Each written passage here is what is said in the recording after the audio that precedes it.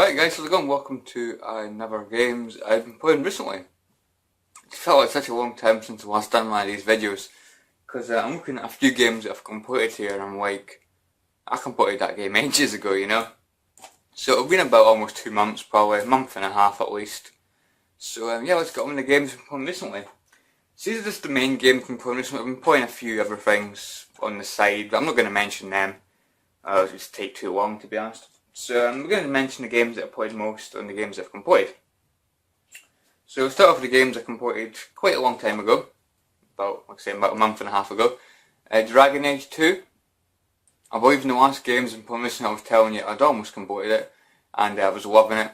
The same thing goes, guys. I absolutely love Dragon Age 2. I think Dragon Age 2 was an absolutely amazing game.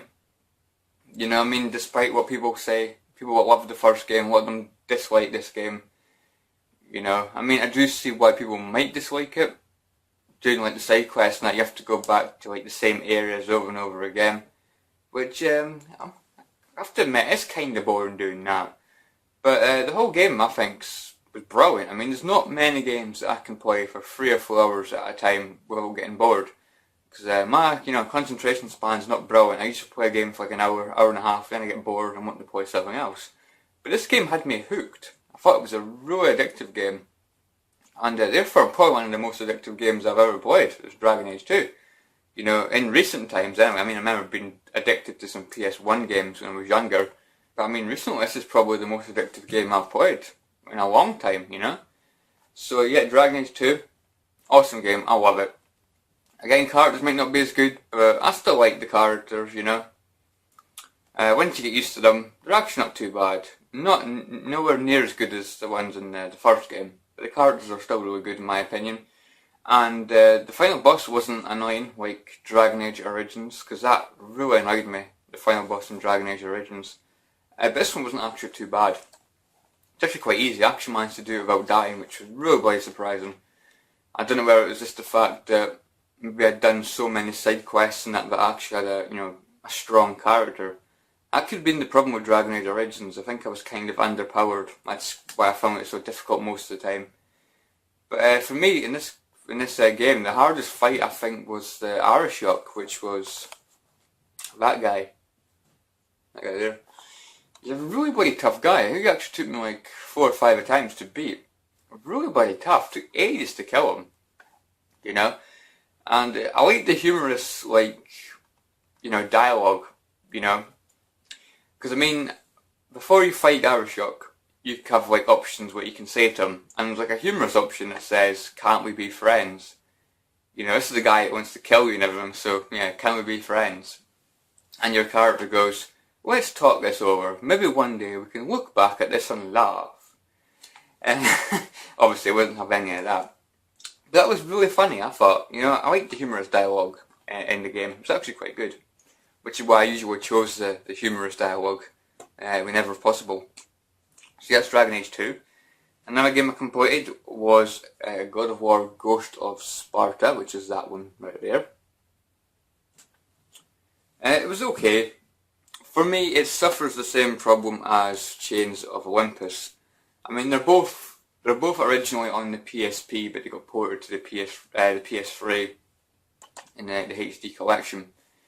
They're just too repetitive, in my opinion. There's the back. Not really much, but yeah, it is what it is. They're too repetitive. I mean, I'm not going to say they're bad games or anything, because they're okay. I mean, I played through them again an hour at a time.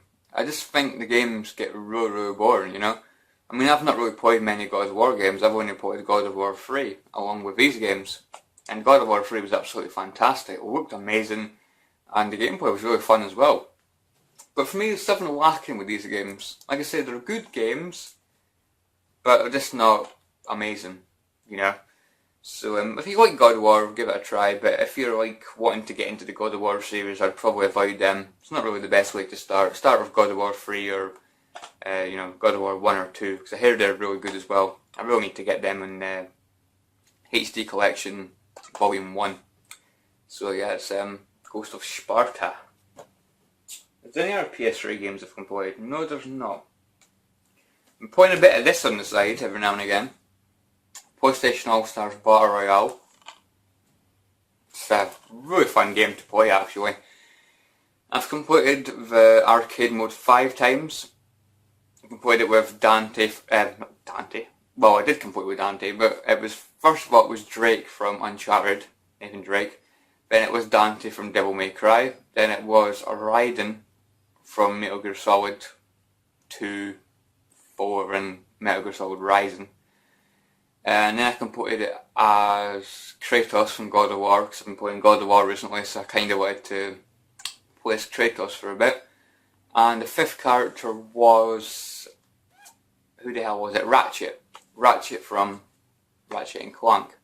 So yeah, but I've played as most of the characters in like the versus mode, because you can play the versus mode, which is actually, to be honest, my favourite mode, because you can have like team battles and things. You can have like a 10-minute brawl in a team battle, which I just think is absolutely fantastic. A lot of fun. You know, I would say my least favourite characters are probably Ratchet. I can't use Ratchet at all. There's him, there's Radek from Killzone, I just can't use him for some reason. Nathan Drake's, it's alright, but it's not fantastic. So Daniel Fortescue from Medieval, I can't use him either, just doesn't really work my fighting style. My favourite cards, without a shadow of a doubt, are the guys with the swords. You know, Dante and Raiden. They work really good. Kratos is quite good as well, so is the Big Daddy from Bioshock. And even little Sackboy there is actually not too bad. He's actually quite a fun character to play as. And Cole McGrath from Infamous. Both Evil Cole and Good Cole are actually really good to use as well. But yeah, that's PlayStation All-Stars Battle Royale. And if you've got PlayStation Plus, you can get this for free. So if you've not been on PS3 lately, and this is a game you're interested in, and you've got PlayStation Plus, I recommend, guys. I recommend. I mean, I got it about 2 weeks ago for £5. I wish I hadn't, because I didn't know it was going to be free on PlayStation Plus. But it was definitely worth the £5 I paid for it. Absolutely. So other games I've completed. On PS2, this is actually slipping and sliding. Hold on. There we go. Is the Getaway Black Monday on the PS2? No. I shake my head and screw my face in disapproval. It wasn't that good, guys, unfortunately. I loved the first Getaway. I thought the first Getaway was really good. I loved the characters, you know, Mark Hammond. Obviously his wife getting shot at the beginning. You've got to try and get your kid back. The main bad guy, Charlie Jolson, he was absolutely fantastic as a bad guy. In this game it starts off okay. You're that guy there, Mitchell. I can't remember his first name, but Mitchell. And it starts off okay. It's a bit boring maybe at times, but then when you change characters to that guy, the boxer, Eddie, it just starts to get really boring. And don't even bloody mention Sam. She's got no weapons or anything. You have to be stealthy in a Getaway game. You're having a laugh. Who in their right mind, after, you know, publishing or releasing the first Getaway game, who in their right mind thought, I know what we can put in the Getaway Black Monday, we can put stealthy missions, because everybody loves stealthy missions, you know, Metal Gear Solid is famous for its stealth, so why not just put stealth in that game? You've turned it into a bag of shit, developers, I'm sorry. Just didn't like it, guys. Not a game I'm going to be playing through in the future. I just don't want to touch that game again. I know a lot of people like it as well, but a lot of people say it's actually better than the first game, but for me, nah. It suffers quite a lot of like lag as well, like slowdown and things, and I just don't like it too much. And now another PS2 game I completed was Spyro Enter the Dragonfly. I didn't actually show you the... I need to try and retrieve it. I didn't actually show you the back of that, just in case anyone's actually interested. But it's crap. Yeah. Yeah, here's a Spyro Enter the Dragonfly. Yeah, completely. I didn't 100% it. I think I got 81%. It was like 71 of the dragonflies. I think it was like 100, or no, I think there's 90 dragonflies in the game. And it just wasn't brilliant to complete the game. It was kind of unsatisfying. Final boss was really crap. You only had one boss in the game, and that was the final boss. Who thought that was a good idea, guys, you know? I mean, the good thing about platformers is you get like boss battles after so many levels. But in this you only get a final boss. And the game's not brilliant, guys. The game's quite boring. I'm not gonna lie, it's glitchy as hell. The game's a glitchy mess at times. And there's money bags. I don't even remember seeing money bags in the game, if I'm being completely honest with you. I must have missed that bit out. But yeah, I completed the game, and it wasn't brilliant. I mean, I'm not gonna say it was like terrible or anything, but it wasn't brilliant. But yeah. Anyway, another game I completed was Metal Gear Solid on the PS1, which I have got nothing but praise for this game. This game is it's a masterpiece. What can I say? The game is an absolute masterpiece.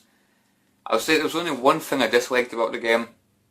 Was near the end of the game you have to collect something called a PAL key. And what you have to do, you have to keep going running back and forward with this PAL key. You have to change the temperature of the key so it changes shape, so you can put it in each like terminal thing. And it's a bit boring because you've got to do like backtracking quite a bit. I think that was like the only negative I had with the game. Boss battles, fantastic. You know, dialogue, absolutely fantastic. Soundtrack, gameplay, everything about the game I thought was absolutely fantastic. The only Metal Gear Solid games I've completed is this one, Metal Gear Solid 2 and Metal Gear Solid 4. Now the order I've put them in third place Metal Gear Solid 2, in second place Metal Gear Solid 4, and this game of course gets the number 1 spot. Absolutely fantastic game, guys. It makes me kind of sad that it's actually taken me this long, you know, to buy the game and play for it. Because everyone was telling me how fantastic the game was, and I knew I was going to like it. I just didn't want to pay, what, £8 or £9 for it. But I got it for just under £6, and definitely worth it, guys. And yeah, definitely a game I'm going to probably get many playthroughs out of, because I just loved it that much, you know. Brilliant game. So that's it for games I've completed. I completed on Steam, I completed a game called Uzi. I think it's Uzi Earth Adventure or something. It's like some kind of platformer. I got a 66 rating, going by the reviews apparently. It was okay. I'm not going to say it was a brilliant platform. It was kind of basic. But yeah, I got it on offer, and yeah, it wasn't too bad, you know. And obviously, it must have been quite good for me to actually, you know, continue and want to play through it. So I can finally say I've completed another Steam game. So yeah, I think there's like 100 or something to go, you know. I'm not going to complete all my blooming Steam games, you know.